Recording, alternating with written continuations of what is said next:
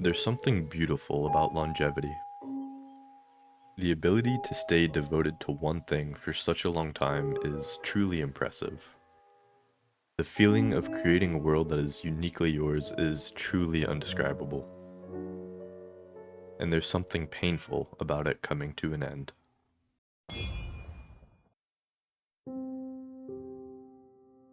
Changing isn't always easy, but sometimes you have no choice. Sometimes you just have to start over. Hi, my name is False, and I'm one of the newest members on Project Nodenium. In case you don't know, Project Nodenium is a Minecraft server with tons of incredibly talented Minecraft builders, and they are currently on their 13th season. After my last SMP ended, I decided to toss in an application just for the fun of it, and to my surprise, I actually got accepted. After joining the server, one of the members hooked me up with some gear, and he was nice enough to give me a tour around the server. And now, you're all caught up to speed, so let's get right into the video.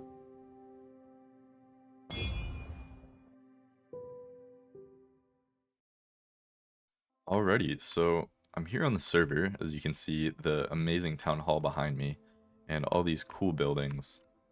But I really just wanted to hop on the server and kind of talk for a little bit, because I have a lot of stuff planned out, and, you know, I have a lot to say. So I'm just gonna walk around a little bit, I guess, and just sort of talk as I go. So this is the spawn of the server, like this whole area. And it also serves as the shopping district.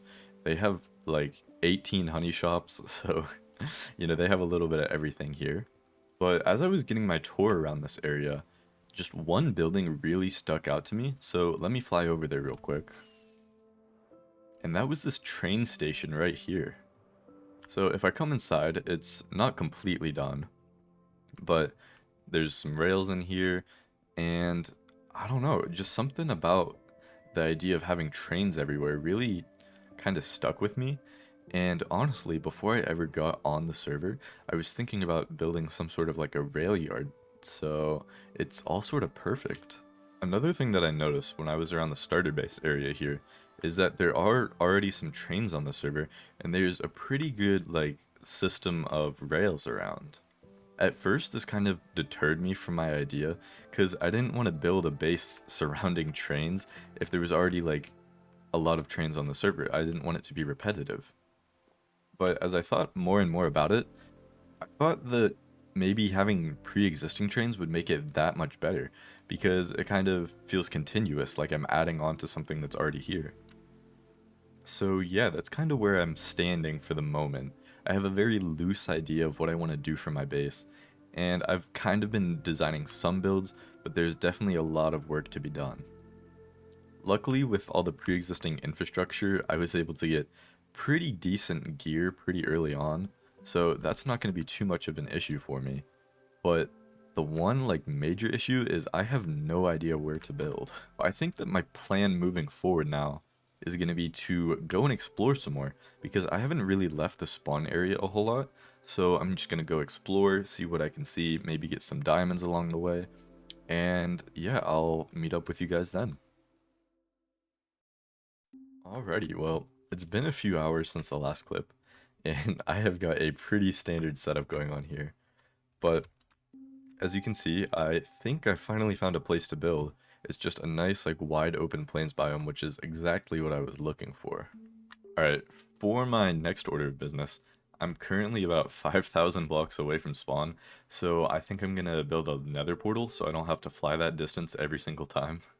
Alright, my nether portal is all set up, and I know I've already talked a lot this video, so without further ado, let's go get some materials for the build.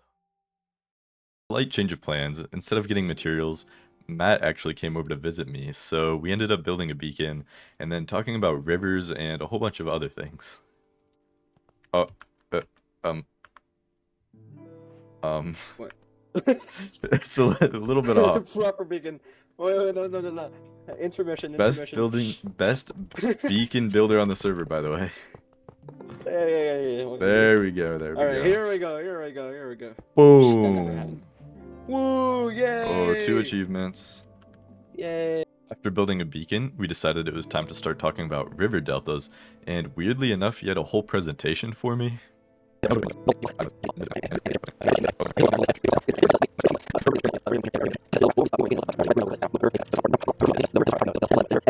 Oh, yeah. This is a little bit of a slower area, right? It seems like it would be a tide dominated one because it's easiest to build, I think.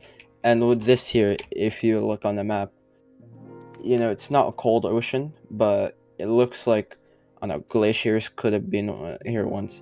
Yeah, this bay here, you could have boats traveling here. You could have like a little boat network.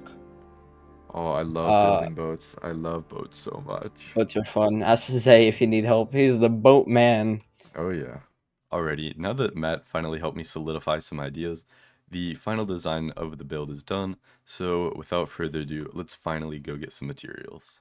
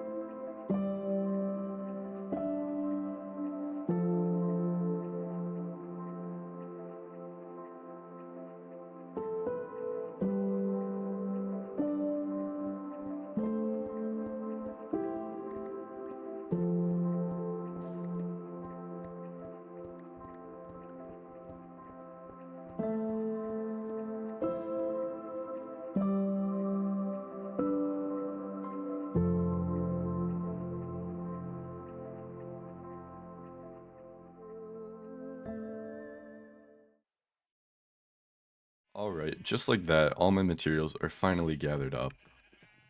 As you can see, I've got, what is this, like probably 8 shulker boxes full of stuff.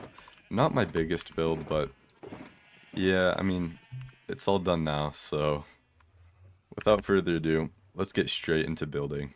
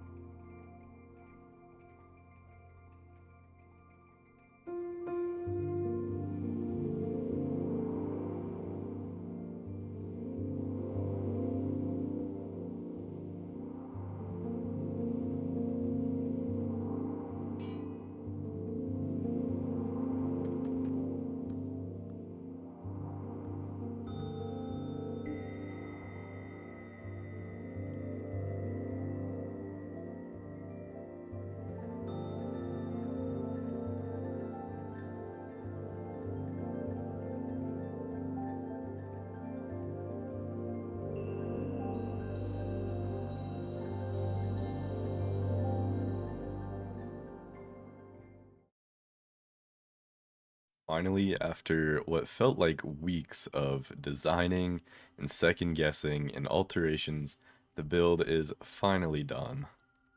Now that it's finally built, I think it's only fair that we go around and talk about it a little bit.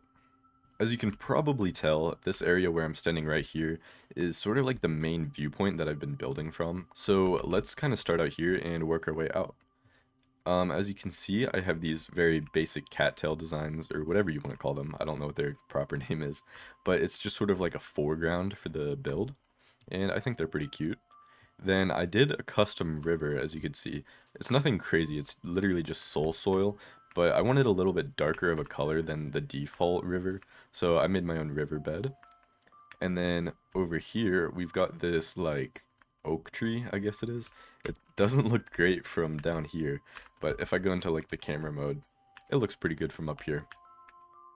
I actually first designed this tree like several months ago, and I was gonna use it as like a tree in a plaza, but I never ended up building it, so I figured I could use it somewhere here. Then coming over here, we've got like the bridge and the rocky cliffs.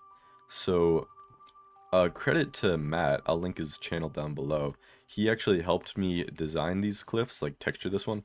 This side was basically all him. And then I did this side over here, kind of tried to copy a similar style as him.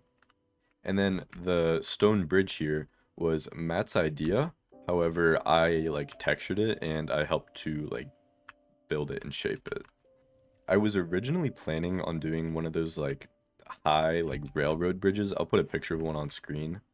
But I ended up going with this stone bridge instead, just because I thought it fit the land a little bit better. Like I had this huge plains biome, so there was no need for like a really high up railroad bridge. So this one just fits a little bit better. One thing I'm a really big fan of is the water coming off the base right here, as like the river starts to split against this barrier. And I think the glass effect on that is really, really nice, and it helps to bring a little bit of motion into the build. Now, I guess we can go across the bridge with the nice view over that way, and my train tracks made out of anvils, which are incredibly expensive, so we can look at these power lines here. These power lines are incredibly simple. It's basically just mud bricks and iron chains, but I think they're really effective at sort of bringing a little more interest into the build. When I was originally designing this, it was just going to be the stone bridge and then the train, but whenever you were down here, like at the focal point, it felt like it was just missing something. It had a lot of blank space, like in the top right, so I wanted to build a little more interest by adding these in. One thing I was worried about with these power lines is that it would be sort of just random in the middle of a plains biome, but if you think about it, at the time of like the Industrial Revolution, when railroads were really starting to expand, we were also like expanding infrastructure, so it would kind of make sense to have like a power supply going along with it. So in like a weird roundabout kind of sketchy way, it almost makes sense. And then of course, last but definitely not least, we have this beautiful steam engine and the passenger cars back there. I am just absolutely in love with this train. This is the first part of the build that I designed, and I'm just so happy with it. I love like all the mechanical aspects along the wheels. I like the banners and the steam coming off. It's a super unique build, and I've never built anything even like remotely similar to this before. So this train is actually based off of a real life train called the Cumbres and Toltec Railroad, I believe. I don't really know how to pronounce it, but it's a railroad that runs from Colorado to New Mexico, and I was actually fortunate enough to ride it myself.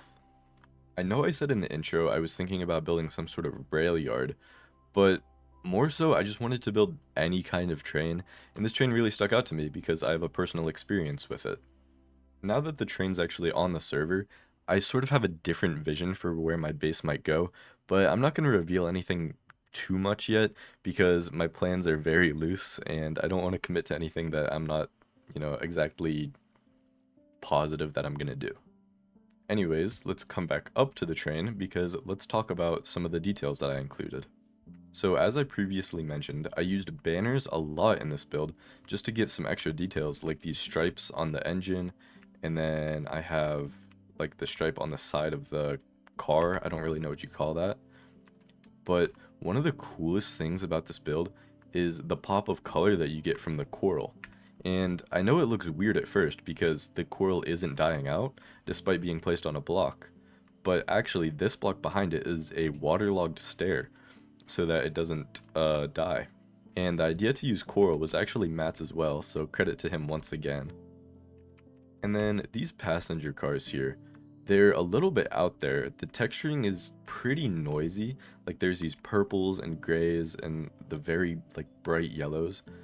But I think whenever you kind of back away, you don't notice that as much. So I think it works. I might have to make it a bit less noisy, but still on the fence about that. And then the interiors of the passenger cars are pretty empty for the time being. And that's sort of by design because I honestly don't know what to put in there. At first, I was thinking about doing some sort of like storage room, but then I realized how inconvenient it is to actually get in there. So I figured I would never want to use the storage room. So if anybody has better ideas as to what to put inside the cars, please let me know. But yeah, I mean, this was a fairly simple build. It just took a long time because transitioning to a new server is apparently not an easy thing to do. And then I had a lot of trouble kind of figuring out the composition for this one.